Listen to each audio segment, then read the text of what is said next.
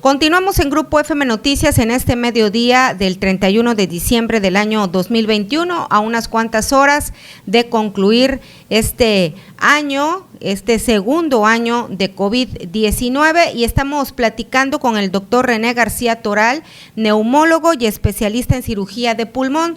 Doctor, le preguntaba antes de irnos a la pausa, ¿se prevén más variantes del COVID-19 y por qué se generan estas variantes? Bueno, las variantes se presentan en todo ser vivo. Y los virus, teníamos dudas si eran seres vivos o no. Y si son seres vivos estrictamente hablando, porque tienen lo que se llama código genético. Básicamente es eso lo que los hace vivos. Pero no tienen todo lo demás que tiene un ser vivo. Por ejemplo, no tienen mitocondria, no tienen cuerpo de Golgi, no tienen citoplasma, en fin. Pero tienen lo más importante que tiene el ser vivo, que es el código genético. Son el ARN o el ADN, los ácidos ribonucleicos, o el ácido desoxirribonucleico. Son proteínas unidas a fósforo, unidas a ribosa, por ejemplo, es un tipo de azúcar. Pero ¿qué es lo que nos da esa complejidad de los seres vivos? Una célula tiene la capacidad de replicarse, de multiplicarse, o sea, de tener hijas, gracias a ese código genético. Cuando nosotros como seres humanos se une un espermatozoide a un óvulo, esos se van duplicando a formar una mórula, que es un conjunto de células, y eso se forma apenas en unos días, 3-4 días, y después se va a dividir en blastocisto a los 7 días. Y todo eso es una complejidad de células impresionante hasta llegar a formar un ser humano. Todo eso, toda esa ingeniería la provoca el código genético. Entonces ese código genético no es un simple apelotonamiento de proteínas. Es una estructura muy compleja. Y gracias a esa estructura compleja es que nosotros existimos como seres humanos. Porque en sentido estricto, nosotros somos pues un conjunto de oxígeno, hidrógeno, nitrógeno, fósforo, en fin. No son más de 30 elementos que componen al ser vivo en general. Y esos elementos forman aminoácidos, forman lípidos y forman carbohidratos. Pero esas son estructuras hasta cierto punto inerte que van a darle vida a esos ácidos ribonucleicos o ácido desoxirribonucleico. Entonces, ¿qué tan importantes son esas estructuras?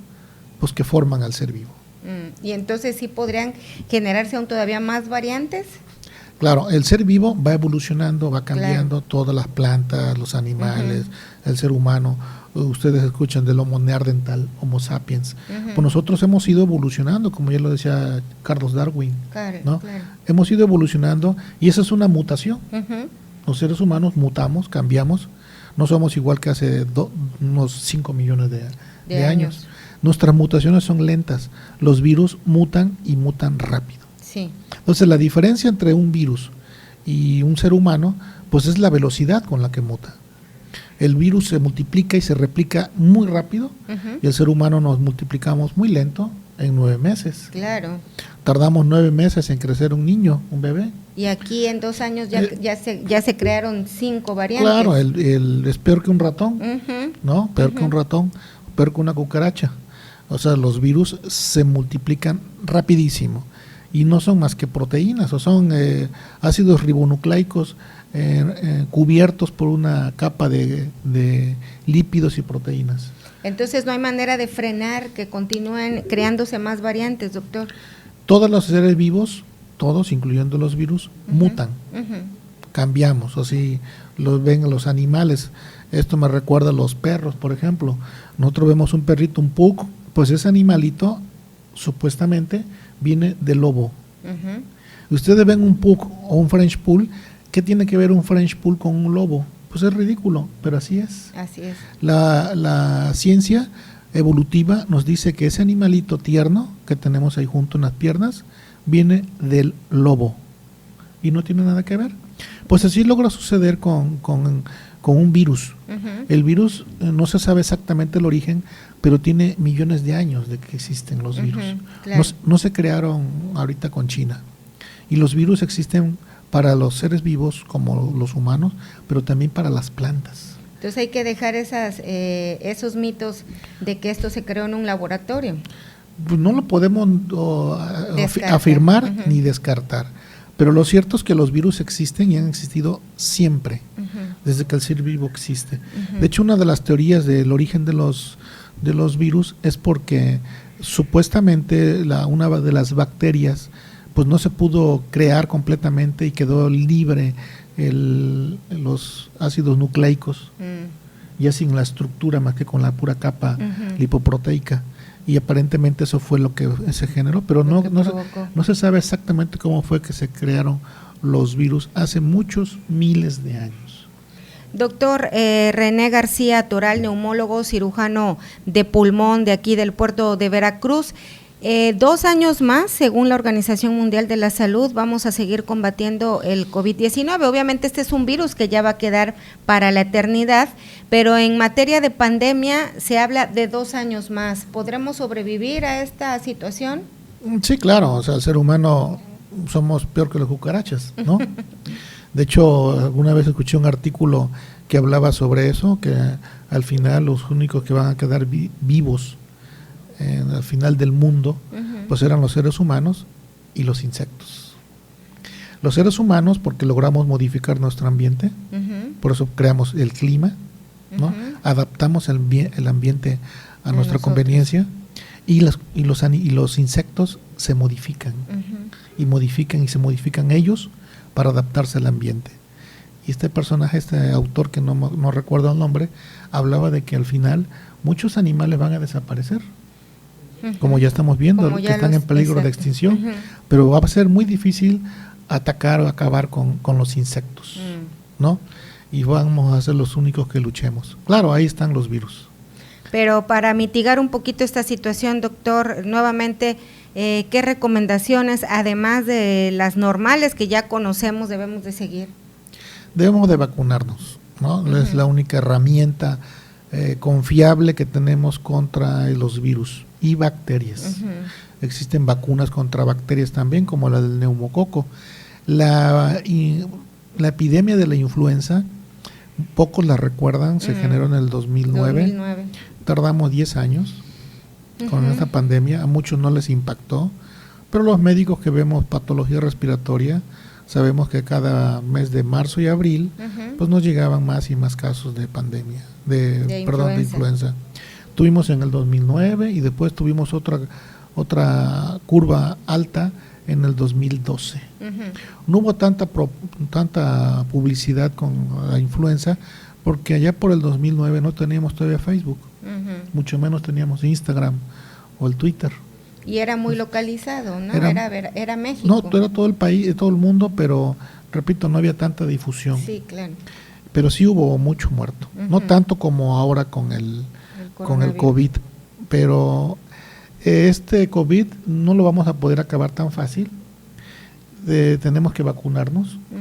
Existe un artículo que apenas acaba de salir hace alrededor de una semana sobre unos habitantes, unos trabajadores de la salud allá por Islandia, no sé, ahí por Noruega, y estuvieron en una reunión 33 trabajadores de la salud y todos vacunados con 3 vacunas del ¿cómo se llama? BioNTech, Pfizer. Los 33 vacunados y se infectaron 21. Dios. Los 21 que se infectaron, todos los 21 se enfermaron. A diferencia del año pasado o del 2020, que nos mencionaban que era asintomático el 90% y se enfermaban el 10%. Actualmente en esta isla que se llama Faroe, por Noruega, se enfermaron los 21 y los 21 tuvieron síntomas. Y el principal síntoma en el 78% de los casos fue fiebre. Fiebre, dolor de cabeza, dolor de garganta. Es el síntoma que predomina y es preocupante porque en esta isla, Faroe, se vacunaron el 78% de la población. Es una de las zonas donde más vacunados hay. Y el 18% están vacunados con 3 vacunas de Pfizer. Y sin embargo, de marzo del 2020 a septiembre del 2021, hubo, que es una isla pequeña, claro, tuvieron 1,000 defunciones. 1,000 defunciones. De prácticamente en año y medio. Pero de septiembre a lo que va de diciembre, van 3,000. Es decir, más. Sí, 3 veces más muertos en 2 meses que en año y medio de pandemia. ¿Y cuál es el fenómeno, doctor? El fenómeno es que se infectaron de Omicron. Ah, ya, de esta variante. De esta variante de Omicron. Esto que les estoy comentando es un artículo que apenas acaba de salir hace una semana, muy actualizado, y que nos está hablando de por qué existen autoridades alarmadas, como sería la OMS o el mismo Biden en Estados Unidos. Porque están viendo que lugares como este, que están mucha gente, un alto porcentaje de la población vacunada, la mortalidad se triplicó en muy corto tiempo. Y si eso lo pasamos al resto del mundo, entonces imagínense lo que puede suceder, ¿no? Así es. Doctor, para concluir, nos decía usted la importancia aún de, a pesar de este estudio, de vacunarnos. Hay personas que todavía temen el hecho de que actualmente en este país, por ejemplo, ya se están combinando las vacunas, porque para el refuerzo se está utilizando AstraZeneca, cuando para el primer cuadro básico, si así le podríamos llamar, se utilizaron 2 dosis de Pfizer. ¿No hay ningún problema en este sentido? No, de hecho, con AstraZeneca se ha visto que se incrementan más los anticuerpos. Los títulos de anticuerpos se triplican, ¿no? El único detalle que yo vi en mi práctica privada fue que un alto porcentaje de los vacunados con AstraZeneca tenían efectos secundarios. ¿Cómo cuáles? Más efectos secundarios, como la misma neumonía, como artralgias, dolor de cuerpo, fiebre, más que con otras vacunas. Y por otro lado vi que con otras, por ejemplo la Pfizer, no había tanto efecto secundario. Efecto secundario. Sí. Una última pregunta, doctor. ¿Los efectos secundarios después de aplicarnos las vacunas pueden provocar una nueva variante? No. No. No, porque no se está aplicando un virus vivo. Son virus atenuados o son vectores. Muy bien. O son proteínas, fragmentos del virus. Doctor, pues algo más que quiera usted recomendarle al auditorio. Pues hay que seguirse cuidando. Tenemos 2 meses para prepararnos, más o menos 2 meses, porque esta cuarta ola viene aparentemente viene en serio. Este artículo que les acabo de comentar, pues nos alarma, nos preocupa, pero posiblemente va a afectar más a la gente que no está vacunada. O sea, en esta isla que le comento, allá en Noruega, el 78% estaban vacunados, pero eso significa que un 20% no lo estaba, un 22% no estaban vacunados. Entonces, ese tipo de personas es lo que corren más riesgo. Sin embargo, no significa que el que esté vacunado no se pueda enfermar o morir, ¿no? Ustedes recordarán al cantante de Il Divo, estaba vacunado con la Johnson & Johnson. Entonces, él, a pesar de tener su vacuna, claro, no tenía refuerzo, falleció de COVID. Así es. Entonces, las personas que están vacunadas no tienen una garantía de que no se van a complicar. Es importante protegernos todos, porque además tenemos los familiares, hijos, sobrinos que no están vacunados. México todavía no vacuna a sus niños. Entonces los niños también pueden correr riesgo de infectarse y no sabemos si de morir. Así es, a pesar de lo que digan nuestras autoridades, sabemos de casos de niños de meses de nacidos, de 1 año de edad, que ya se han infectado de COVID-19, y sería importante también que ya se empezara a tomar en cuenta este sector de la población para vacunarse.